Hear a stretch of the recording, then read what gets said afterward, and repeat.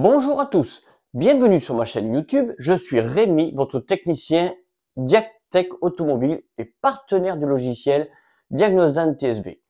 Aujourd'hui, nous allons aborder un sujet sur les sondes NOx, à quoi elles servent, pourquoi elles ont été installées et comment ça fonctionne. Donc, vous êtes prêts à me suivre? C'est parti!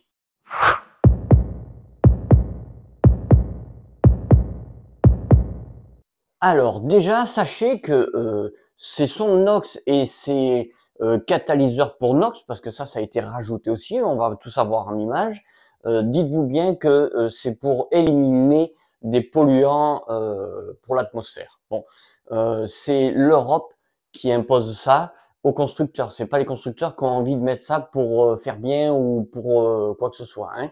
Donc sachez bien que c'est pour la pollution. C'est pour le système de dépollution des véhicules, dépollution des moteurs. Ces sondes NOx sont sur les véhicules essence et sur les véhicules diesel. Et je vais être obligé de fractionner en plusieurs étapes les véhicules essence, les véhicules diesel ensuite. Mais par contre, il va falloir faire un petit retour en marche arrière sur les années avant pour comprendre les sondes à oxygène. Alors, j'ai déjà fait des sujets sur les sondes d'oxygène, mais il faut savoir comment fonctionnent les sondes d'oxygène pour pouvoir comprendre comment fonctionnent les sondes NOx. Je vous montre un petit graphique avec véhicules essence et véhicules diesel, ce que sort dans les gaz d'échappement, les gaz, la catégorie des gaz qui sort à la sortie de l'échappement sur chaque moteur. Vous allez comprendre que il y a une partie qui est inoffensive et une partie qui est vraiment nocive pour la planète, nocive pour l'humain. Et c'est pour ça que nous sommes obligés de dépolluer les véhicules. Alors sur ce schéma, on voit que en gris, c'est ce qui est inoffensif. Et regardez en rouge, c'est ce qui est vraiment mauvais pour la planète et pour l'humain. Et sur le moteur essence, on en pollue 1,1%. Et sur le moteur diesel, 0,2%. Tout ça, il va falloir le traiter. Et c'est pour ça que intervient le système de dépollution avec les sondes. Alors les normes Euro 1, Euro 2, Euro 3, Euro 4, aujourd'hui on en est à Euro 6. Même il y a plusieurs Euro 6. Donc voilà. Et ces normes Euro, c'est eux qui imposent des taux de pollution pour que les fabricants aient le droit de vendre les véhicules. Si les véhicules n'atteignent pas ces taux de pollution aussi bas, eh bien, ils ne pourront tout simplement pas avoir l'autorisation de vendre les véhicules sur le marché européen. Donc, je vous montre vite fait deux tableaux. Alors, un tableau avec les normes Euro et les taux de pollution imposés par l'Europe. Vous voyez pour essence, pour diesel, voilà. Et je vous montre un autre tableau avec les années de sortie, voilà. Alors pour les étudiants qui sont à l'école, je vous conseille de regarder votre cours sur la régulation de richesse. Et là, vous allez tout de suite axer sur comment fonctionnent les sondes d'oxygène, la boucle ouverte et la boucle fermée. Ça, c'est très important. Je vous montre une image où se trouvent les sondes d'oxygène sur votre véhicule, sur les moteurs en général, hein, voilà. Mais c'est très important. J'ai déjà fait des vidéos sur les catalyseurs et sur la boucle ouverte, la boucle fermée. Donc, je vais pas m'étendre sur le sujet parce que sinon la vidéo, elle durerait trop longtemps. Je vous montre une image avec le système, comment il est fait sans catalyseur NOx et sans sonde NOx, c'est-à-dire le juste avant la sortie de ces sondes d'oxygène, de ces sondes NOx, pardon. Et regardez bien, c'est une sonde à lambda, une sonde d'oxygène à mont, qui va faire riche pauvre pour le calculateur. Ça traverse le catalyseur, et après avoir traversé le catalyseur, il y a une sonde de diagnostic, c'est une deuxième sonde d'oxygène, tout simplement, qui contrôle si le post-traitement, si les gaz ont bien été traités, et qui confirme au calculateur si c'est bon ou pas bon. Et en fonction de ça, le calculateur va recorriger et ainsi de suite. C'est la boucle fermée, c'est ça. Ça, c'est sur les anciens systèmes. Hein. De nos jours, à partir de 2011, pour certains véhicules, 2019 pour les essences, ça, c'est complètement désuet. Hein. Alors, bien évidemment, le calculateur va agir sur le dosage en air et en carburant pour avoir un ratio stoichiométrique, c'est-à-dire un ratio parfait. Le vrai nom, c'est stoichiométrique. Voilà. Et, euh, et pour pouvoir être au maximum de la dépollution, il n'a pas le choix que de mettre un ratio. Donc, c'est le ratio qu'il est obligé d'obtenir pour 14,7 grammes d'air pour 1 gramme de carburant. Et ça va donner ça donne pas le mélange optimum, mais ça donne le mélange qui pollue le moins. Le mélange optimum, il est pas tout à fait ici, il est légèrement à côté, mais ça, c'est pas la question on fait pas du rallye ici. Donc voilà. Et c'est le ratio qui tombe le mieux dans le plus de dépollution possible. C'est surtout ça qui est recherché, hein. Alors en France, ça se mesure en lambda, lambda 1. Voilà. C'est une lettre grecque, voilà, lambda 1. Quand on va au-dessus de 1, on appauvrit. Quand on va en dessous de 1, on enrichit. Voilà. Je vous montre une image. Regardez, là, on est à stoichiométrique lambda 1. Regardez la bande qui est en clair là, et tout le reste qui est légèrement grisé. Si on se décale vers le 0,9, on se rend compte que la dépollution, elle n'est pas à 100%. Et si on se décale vers le 1.1, par exemple, pareil, on se rend compte que la dépollution, elle n'est pas à 100%. Donc, c'est pour ça que le lambda 1, c'est la zone où il y a le plus de pourcentage de dépollution. C'est là où je suis obligé de faire marche arrière dans le temps. C'est que pour comprendre la sonde NOx, il faut déjà comprendre les deux versions. Il y a même plusieurs versions, il y a 3 ou 4 versions avant, mais on va dire les deux principales versions de capteurs à oxygène, comment ils fonctionnent. Parce que si vous n'avez pas compris ça, vous pouvez pas comprendre le capteur NOx. Donc, en tout premier, nous avions des capteurs à bande étroite, ça s'appelle, des capteurs on-off, il y en a qui appellent ça comme ça. Elles ont une plage de réaction très, très courte. Je peux vous montrer un petit tableau si vous voulez. Voilà. Et il y a toute une zone où la réaction de la sonde est très faible.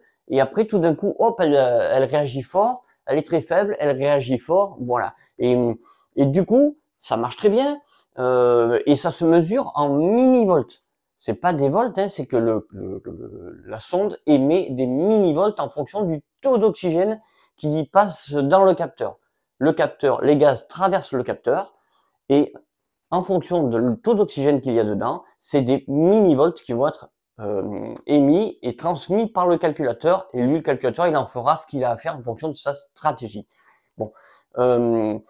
Sachez que sur ces anciens capteurs là, je crois qu'ils sont encore d'actualité pour certains véhicules, à bande étroite, c'est 450 millivolts.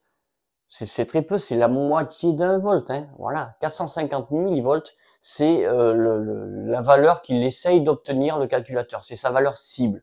C'est-à-dire que s'il obtient plus ou il obtient moins, il va enrichir, appauvrir pour obtenir ces 450 millivolts. Donc ça, c'était le capteur le plus ancien. Maintenant, on va passer sur les capteurs à large bande. Ceux-là, ils sont un petit peu plus compliqués, vous allez comprendre pourquoi. Ces capteurs à large bande, alors eux, ils ont la première partie comme ceux à bande étroite avec les 400 millivolts, et ils ont une deuxième partie dedans à l'intérieur comme deux chambres, si vous voulez, qui va supprimer des ions ou enlever des ions. Alors, je vais pas m'étendre sur le sujet. Et ça va se mesurer en milliampères. C'est-à-dire que si la première zone, puisque le capteur est fractionné en plusieurs compartiments à l'intérieur, si la première zone, elle n'atteint pas 400 millivolts, la deuxième zone, le calculateur va augmenter ou diminuer les milliampères pour pouvoir atteindre 400 millivolts. Et il va se servir de cette plage de milliampères pour connaître exactement le taux d'oxygène dans le carburant, dans la combustion, dans l'issue de la combustion, hein. Voilà. Et ces capteurs-là sont beaucoup plus, comment on pourrait dire, ils sont beaucoup plus précis puisqu'ils sont linéaires. On voit bien qu'ils sont pas on-off, ils sont pas tout ou rien, ils sont vraiment et c'est pour ça qu'on les appelle des sondes proportionnelles, parce que elles sont proportionnelles, le milliampère est vraiment proportionnel. Je vous montre un petit scénario avec les deux sondes. À gauche, la sonde on-off, à droite, la sonde linéaire.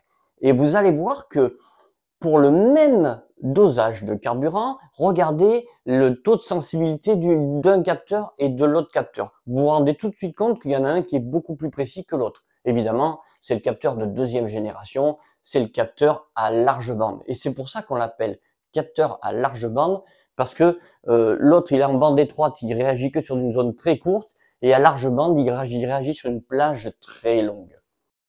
Et maintenant que vous avez compris comment fonctionne la sonde à bande étroite avec une chambre à l'intérieur, la sonde à large bande avec deux chambres à l'intérieur, deux zones à l'intérieur de mesure. Maintenant, on va passer sur la sonde anox. Enfin, on y arrive. La sonde anox, elle a trois zones de mesure à l'intérieur. Elle a, comme vous diriez, trois chambres à l'intérieur qui vont servir de mesure. Bon, évidemment, ces sondes NOx vont permettre beaucoup plus de choses. Je vous ai parlé de l'injection stratifiée, je vous ai parlé de l'injection wall guided, je vous ai parlé du mélange pauvre pendant certaines phases, tout ça. Eh bien, vous allez voir qu'avec ces sondes NOx, c'est complètement possible. Regardez, les constructeurs ont dû rajouter un catalyseur NOx, et bien évidemment, dans ce catalyseur NOx, ce sera une sonde à NOx qui va prendre les mesures et qui va envoyer les informations au calculateur. Comme vous pouvez constater dans ce schéma, il y a toujours le catalyseur qu'il y avait avant, et il y a toujours les deux sondes d'oxygène qu'il y avait avant. Simplement, il a été rajouté un catalyseur NOx et une sonde NOx. Voilà, ça a été rajouté sur le modèle de fabrication. Alors, je vous montre un petit schéma électrique. Regardez, tout de suite, nous voyons bien que il n'est pas aussi simple que des capteurs oxygène, puisque il détient son propre calculateur. Regardez NOx EQ, voilà, et NOx Sensor, ça c'est le capteur, son propre calculateur. Et ensuite, si on veut prendre des relevés des mesures, ça devient tout de suite compliqué parce que il est alimenté, on voit, par un plus et une masse, et tout le reste, c'est du réseau CAN bus qui va être envoyé au calculateur moteur. C'est-à-dire qu'avec des outils de mesure simples, ça va être plus compliqué à mesurer. Regardez cette image. On voit les trois, 1, 2 et 3, les trois zones de mesure du capteur NOx. Voilà. Et le réchauffeur, évidemment. Il faut savoir que ce capteur NOx, quand vous démarrez le véhicule, il va monter à 100 degrés avec le petit réchauffeur. Vous le voyez en bas rouge là? Voilà. Avec le petit réchauffeur, il va monter à 100 degrés. Et une fois que le calculateur informe le système d'Enox, comme quoi tout est OK, les températures d'échappement, les admissions d'air et tout ce qui s'ensuit, eh bien le capteur NOx qui va pouvoir se mettre enfin à fonctionner, eh bien il va monter à 800 degrés. Le réchauffeur va le monter à 800 degrés, ce qui le rend extrêmement fragile si vous traversez une grosse flaque d'eau et que l'eau vient cliffer plaf sur le capteur NOx. Ah, il y a de grandes chances que là, le capteur il supporte pas le chaud-froid, 800 degrés à la flaque d'eau, il va pas supporter. Et d'ailleurs, dans la ligne d'échappement, si de l'eau venait à rentrer et taper dans le capteur NOx, c'est la fin du capteur NOx. Donc, c'est un capteur qui est un peu plus fragile et qui coûte beaucoup plus cher, évidemment. Alors, regardez sur un véhicule essence, on va commencer par le véhicule essence, comme on l'a dit dans les chapitres. Je vous montre une petite animation où on voit comment fonctionnent les gaz qui traversent le catalyseur et les gaz qui vont au catalyseur NOx. Bien. Et on voit à la sortie le capteur NOx qui lui donne des informations au calculateur. Et si vous regardez bien dans ce petit schéma, toutes les 40 secondes, alors ça dépend peut-être des stratégies des moteurs, mais c'est pour vous donner une idée, toutes les 40 secondes, paf, il y a un message, regardez en rouge qui vient s'allumer, et ça veut dire que le catalyseur NOx est plein de NOx, et là, le calculateur reçoit l'information et va appauvrir le mélange, envoyer beaucoup plus d'oxygène, comme si vous souffliez sur de la braise de votre barbecue, pareil, voilà, pour pouvoir brûler ces NOx dans le capteur NOx. Regardez bien comment c'est fait. Et si on regarde avec la valise diagnostic, on se rend compte que, je vais vous montrer mon écran carrément, vous allez voir. On se rend compte que par moment, on passe de lambda 1, c'est-à-dire le lambda idéal, on va subitement passer à lambda 2 pendant 1 ou 2 secondes, et hop, revenir à lambda 1. Et ça, c'est l'information du capteur NOx qui est envoyé au calculateur, qui a dit mon catalyseur NOx est plein, j'ai besoin d'oxygène pour brûler tout ça, et ça y est, il a envoyé une dose d'oxygène qui a duré, on va le voir, ça dure 1 ou 2 secondes, c'est très court, hein, mais regardez bien, je vous montre mon écran, comme ça vous voyez, et là, hop, ça monte, on voit l'ampère dessous aussi, qui est le capteur, bien sûr, à large bande qui a détecté, et hop, il est redescendu, c'était l'ordre du capteur NOx qui a donné au calculateur que le catalyseur NOx était plein. Donc, vous avez bien compris que dans les véhicules essence, ça nous permet du mélange stratifié pauvre, ça veut dire qu'on consomme moins sans polluer plus. Parce que rappelez-vous, si on sortait du lambda 1, on polluait plus d'un côté, on polluait plus de l'autre. Eh bien, avec ce catalyseur NOx, eh bien, tout d'un coup, on est capable de supprimer les NOx, et quand on dépassait le lambda 1, eh bien, on augmentait les NOx. Évidemment, pour le coup, on arrive à diminuer les NOx, puisque lui, il est là, c'est comme une sorte de filtre, mais c'est par réaction chimique. On diminue les NOx, et finalement, on est capable de faire des véhicules qui consomment beaucoup moins, les véhicules essence de nos jours consomment beaucoup moins qu'il y a 20 ans. Hein. Tout ça parce que nous avons un système de dépollution beaucoup plus performant. Je vous montre une petite animation où on voit le catalyseur NOx du véhicule essence. Voilà. Et on voit que ça traverse et que ça supprime les NOx à mesure que ça traverse le catalyseur. Vous voyez? Voilà. Et d'ailleurs, c'est des métaux vraiment spécifiques. C'est du platinium et du rhodium qu'il y a dedans. Et quand le NOx rentre dedans, ça les détruit, ça les transforme en d'autres gaz. Regardez ici, là, voyez. Voilà, je ne vais pas rentrer dans la chimie. Maintenant, nous allons arriver sur le véhicule diesel. Alors, le véhicule diesel, l'AdBlue, ah là là, hein, le filtre à particules et tout. Alors, d'abord, sachez que les véhicules essence maintenant sont tous équipés de filtres à particules. Hein. Ça, je tenais vraiment à le préciser, mais le fonctionnement est différent. J'ai fait une vidéo sur le sujet d'ailleurs. Quelle est la différence entre le filtre à particules essence et le filtre à particules diesel? Et on se rend compte que ça fonctionne pas pareil. Donc, pas d'inquiétude sur ça.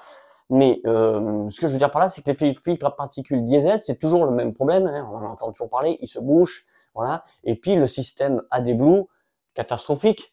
Voilà. Eh bien, il faut savoir que le capteur NOx, là-dedans, il a encore, c'est lui qui va donner toutes les informations au calculateur. Et en gros, c'est pas lui qui pilote, parce que c'est le calculateur moteur. Mais quand le calculateur moteur reçoit les informations, il va piloter le dosage de l'AdBlue, de l'urée, appelez ça comme vous voulez, dans le système, dans le catalyseur des NOx.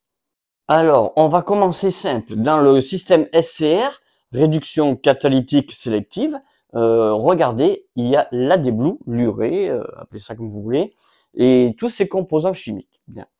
Nous avons, je vous les montre, regardez, hop, ils sont tous là, voilà. Et eux, ils vont aller dans le système SCR, le catalyseur, NOx, il va y avoir une réaction chimique, ça va se transformer déjà en ammoniac avec la température, et regardez, on est capable de supprimer jusqu'à 90% du taux de NOx. Donc vraiment 90% de moins, c'est énorme. Hein. Et regardez, là ça y est, on vient de rajouter le capteur NOx qui envoie les informations au calculateur. Le calculateur va piloter plus ou moins le système d'urée. Et ensuite, ça va avoir les bonnes réactions que nous avons. Alors là, Rémi, c'est un peu trop simplifié. Explique-nous un peu mieux pour le système AdBlue. On a tous des problèmes d'AdBlue, on ne comprend pas. Alors regardez, je vous montre encore une animation un petit peu plus détaillée. Bien. Alors, voilà. Ici, nous avons l'injecteur d'AdBlue qui va pulvériser sur un mélangeur. Ce mélangeur, il est là pour briser les gouttelettes, le jet, pour fractionner la réduction de la taille des gouttes de l'urée. et pour permettre son évaporation avec la température. Voilà. Ensuite, il va se mélanger avec les gaz. Voilà, ça y est, on vient de rajouter les gaz d'échappement. Ça se mélange et l'urée se transforme, lui, en ammoniac. Cet ammoniac va nous permettre la thermolyse. C'est le terme technique. Voilà. Je vous montre encore. Alors, regardez bien ce qui se passe quand l'urée passe à travers ce déflecteur et monte et traverse la température des gaz d'échappement qui est environ 200 degrés par là, 250 même, je sais plus les valeurs exactes. Eh bien, il se transforme en NH3. NH3, c'est l'ammoniac. Voilà, il se transforme en ammoniac puisque nous avons besoin d'ammoniac pour faire la réaction chimique. Et il se transforme en un acide isocyanitique. Hein, mais même moi, je sais pas ce que c'est. Vous inquiétez pas. Soyons francs, l'acide isocyanitique, là, voilà. Cette réaction chimique qui s'est passée dès qu'il est rentré dans le tube d'échappement et qu'il n'a encore pas traversé le catalyseur SCR, eh bien, ça va nous permettre une hydrolyse. Le terme technique, c'est ça, c'est hydrolyse ce coup-ci. Donc, il y a eu une première partie, une première réaction chimique avec la température et la brumisation. Et maintenant, il va y avoir une deuxième réaction chimique en traversant le catalyseur SCR. Alors, regardez bien ce qui va se passer dans ma petite animation. L'AdBlue, regardez, voilà, la réaction chimique qui va se passer.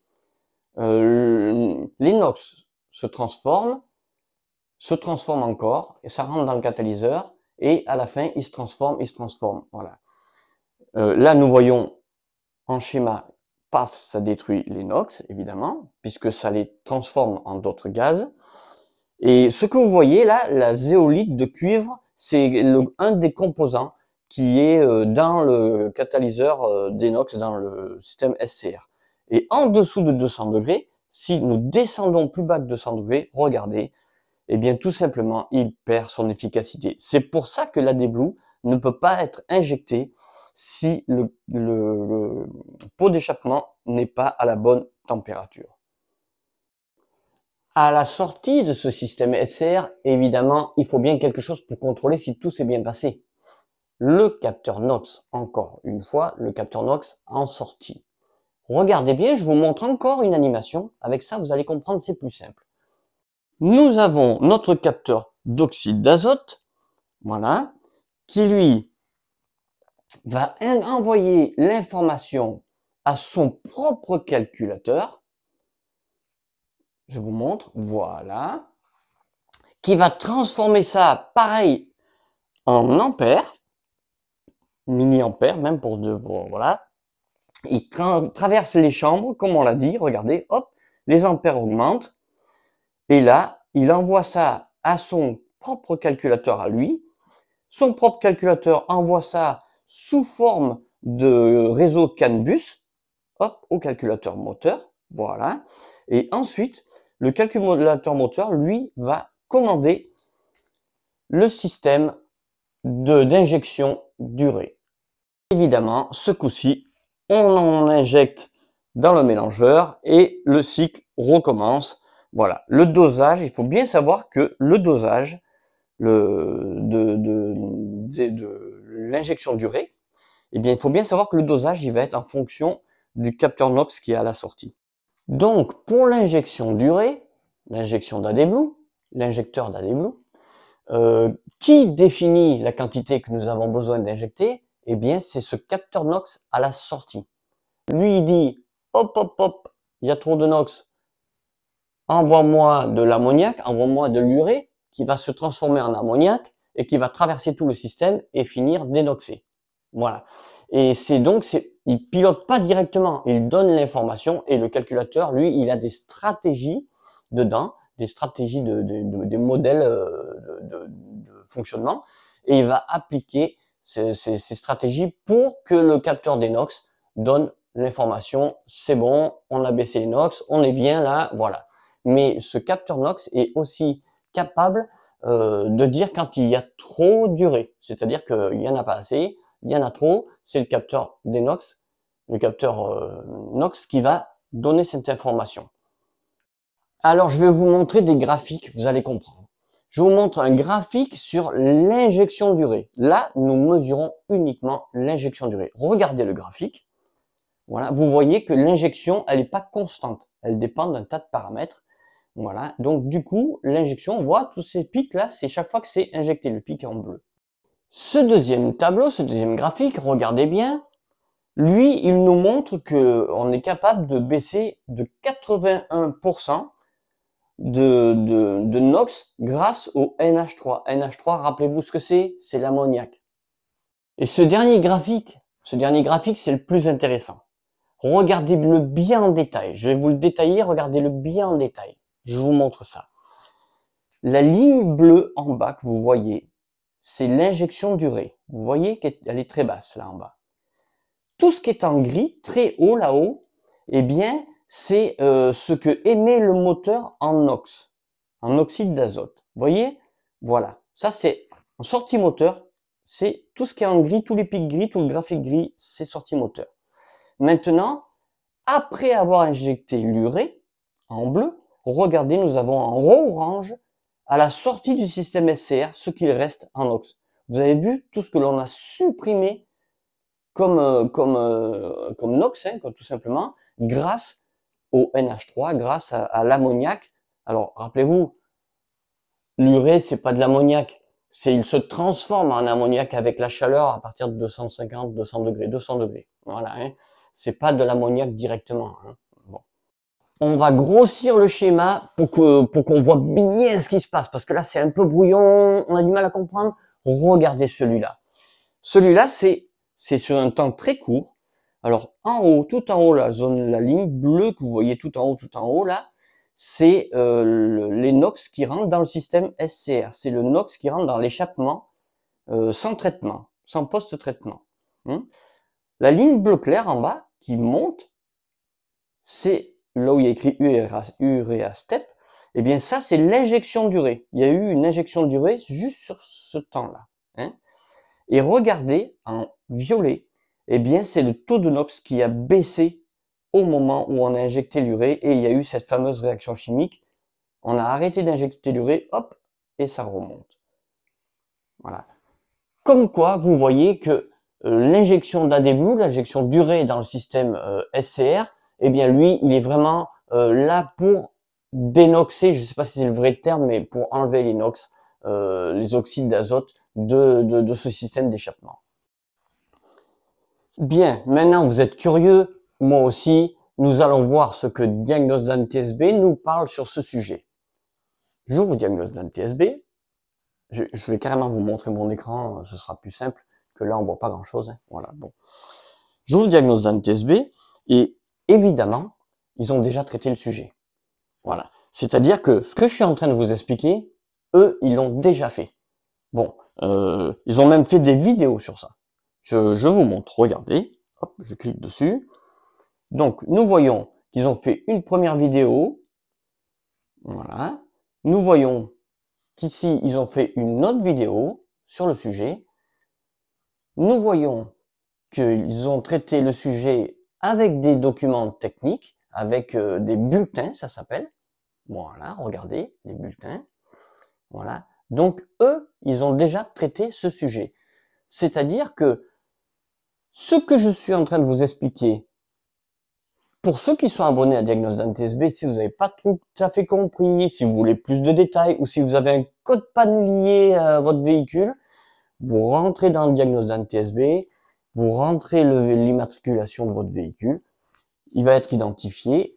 Ah, ma page s'est fermée, pardon. Voilà.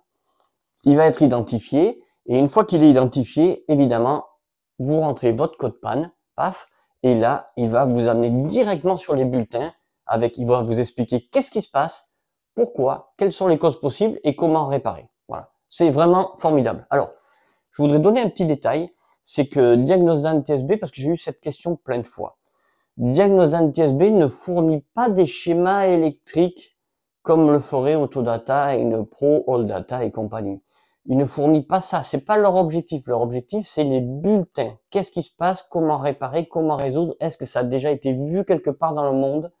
Et est-ce que ça a déjà été référencé? Voilà. C'est diagnostic d'un TSB, c'est ça. C'est comment réparer. Ah ben, on a l'habitude, c'est le fil coupé à tel endroit. Hop, ils vont regarder comme par hasard, il est coupé au bon endroit. Hein, voilà. Et si vous trouvez une autre panne, vous pouvez mettre à jour les bulletins. Voilà. Donc c'est vraiment, c'est pour les techniciens, c'est parfait. Donc non, ça ne fournit pas les schémas électriques, sauf si vous ouvrez l'assistance, la ligne d'assistance. Hop, voilà. Et là, vous pouvez leur demander des conseils. Et là, ils vont vous envoyer parfois les schémas électriques pour vous aider à résoudre le problème. Mais c'est pas d'office qu'ils vous envoient le schéma électrique. Hein. Parce que j'ai eu cette question, pourquoi dans le diagnostic TSB, il n'y a pas les schémas électriques? Parce qu'il n'est pas prévu pour ça. C'est pas son job premier. Son job, c'est est-ce qu'on a déjà vu la panne quelque part avec ce code panne et ce véhicule et cette motorisation? Oui, on a déjà vu ça dans tel pays, dans tel pays, dans tel pays. Et c'était ça, ça et ça. Voilà. Comme ça, vous avez bien compris le diagnostic TSB. C'est pour rechercher les pannes et gagner du temps énormément. Voilà. Je vous mets le lien. Je vous mets le lien de diagnostic TSB. Je vous le mets là. Voilà. C'est pour ceux qui veulent le logiciel, vous n'avez plus qu'à cliquer sur le lien. Et bien maintenant, je ne peux que vous remercier d'avoir suivi cette vidéo. N'hésitez pas à liker si ces vidéos vous plaisent. Et surtout, abonnez-vous. Abonnez-vous, ça m'encourage à faire des nouveaux sujets et à vous expliquer des nouvelles aventures dans la gestion moteur et comment fonctionne tout ce système qui, pour certains, sont complètement dépassés. Voilà. Ou simplement qui veulent des informations complémentaires. Hein. Voilà. Donc, n'hésitez pas à vous abonner. Je vous remercie à tous. Bonne journée.